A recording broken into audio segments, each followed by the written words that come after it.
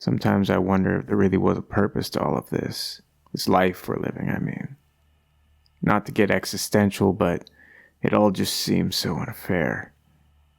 Throughout history, we've manufactured little enclaves of society, originally built for growth and safety, but soon twisted towards personal gain and exceptionalism. A bleak resolution that completely eclipses any semblance of worth and purpose in life. At heart, I'm willing to bet all people really want is love and acceptance. Societal posing is just a facade masking that primeval desire. Time twists all, but the heart remains the same. Threat to take away that love, that acceptance. That is when humanity's true face is laid bare. She wanted me to call her Sarah. Broken as she was, her voice rang clear among the seared ruins. Uncanny as she was, her voice was one that demanded the attention of all those that heard it. It was a quiet voice, halting, raspy even.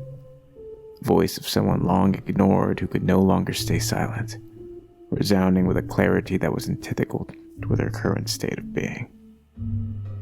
I'd almost missed her among the debris, her body covered in burnt timber, dirt, ash. At first I thought she was a corpse, the shell of someone who had been unfortunate enough to have been caught in the fire. But there was something different about her. A corpse wasn't an uncommon discovery. Times were difficult, to put it very lightly. Even if this building hadn't met the edge of town, safety isn't guaranteed anywhere. I knew what a corpse looked like. This was a mannequin, or what was left of one. Caught beneath a jagged beam, its head shrouded in darkness. Melted scorch marks covered huge swaths of the plastic that was still visible. She wore the clothing of a young girl, and the clothes were badly burned. The most striking thing about her was the smell. You'd think the place would reek of burnt plastic, smoke, and ash, and that was certainly present. But more than that was the overwhelming smell of burnt hair.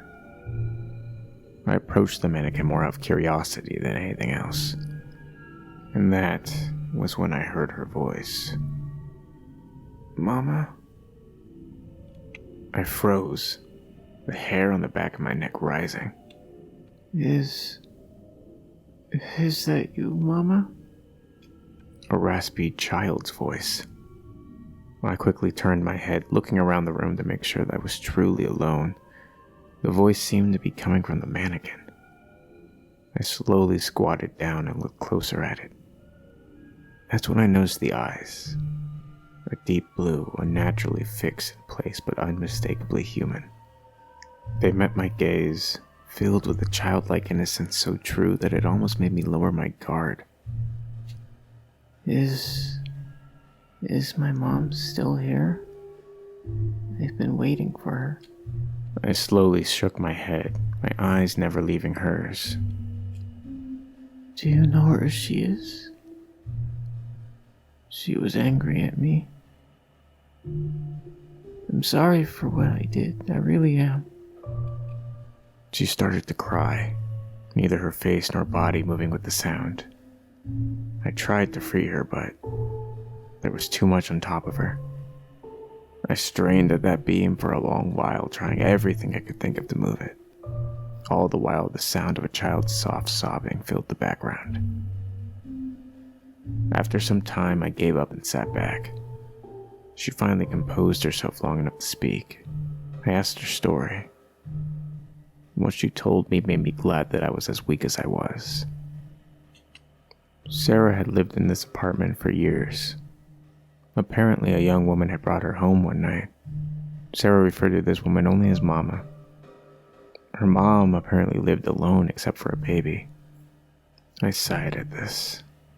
As joyous as new life was, babies were a liability.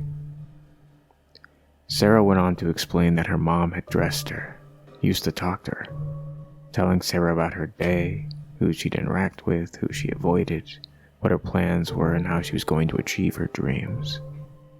She sounded like an optimistic person through and through.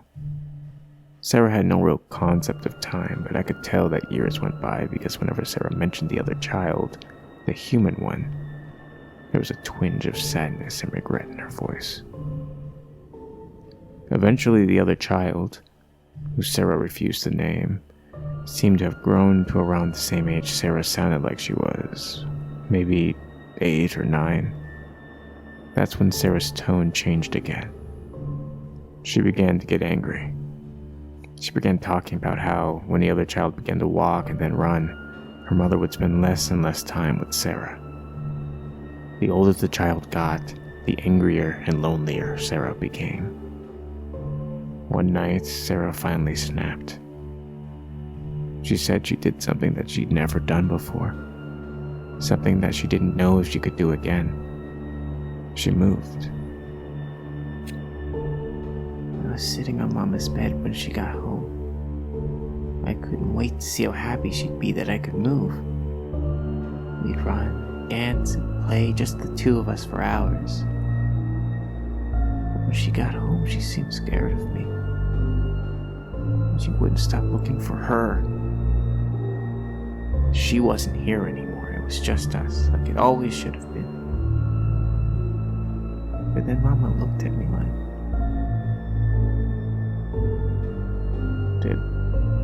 Did I do something wrong? I just wanted to play with my mom. She was angry with me, but I just want my mama back.